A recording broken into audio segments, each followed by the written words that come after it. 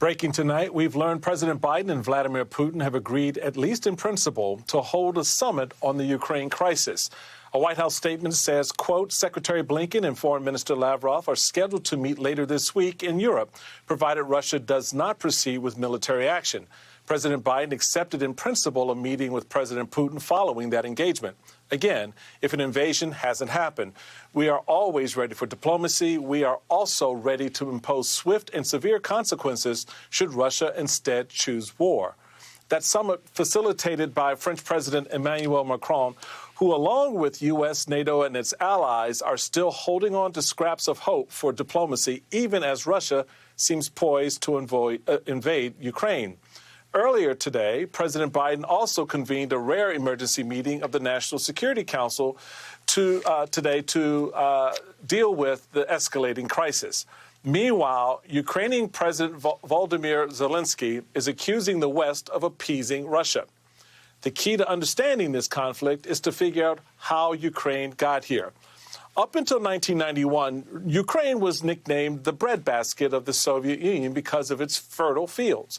Then the Soviet Union collapsed, and Ukraine declared its independence, also taking its share of the Union's nuclear armament.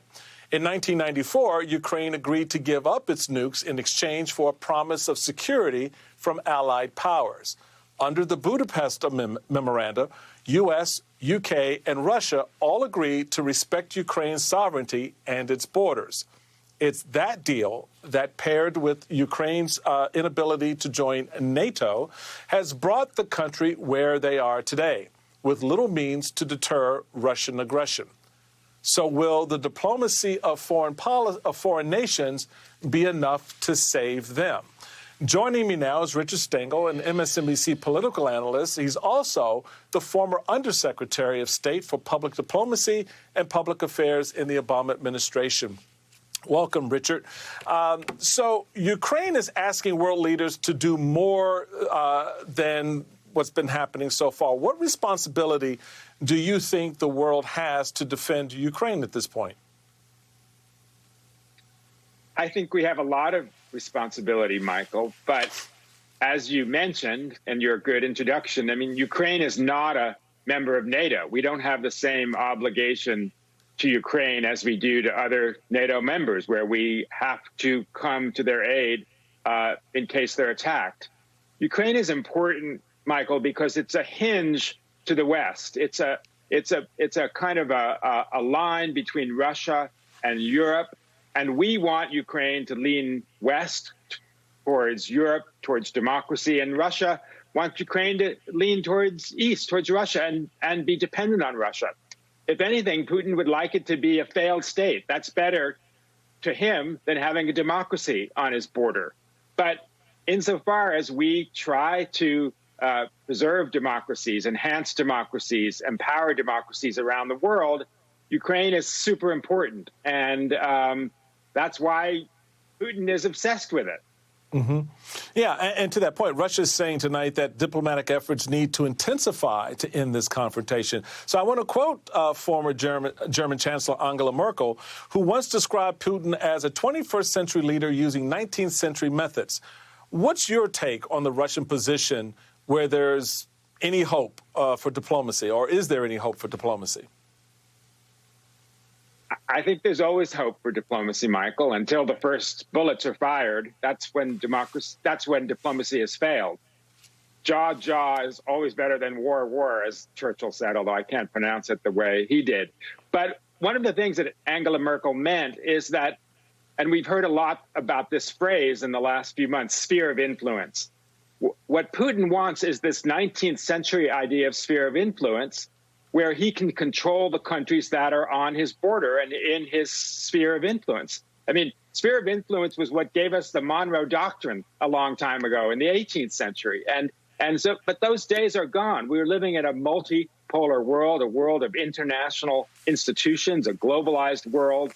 Countries can't control what's in their geographical area.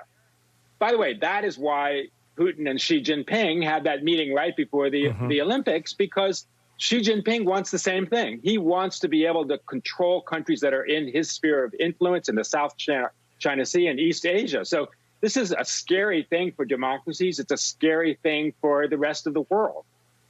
So I want to pivot real quick in the time we have left on the violence, because that to me has always been sort of the interesting piece here. We've seen shelling in the Donbas region. The Ukrainian defense minister says at least 2 Ukrainian soldiers have been killed. What do we know about the Russian separatists inside Ukraine and what they're doing to facilitate or participate an act of war by Russia itself? Well, these, Michael, are the so-called People's Republic of Donbas that are kind of proxies for Russia.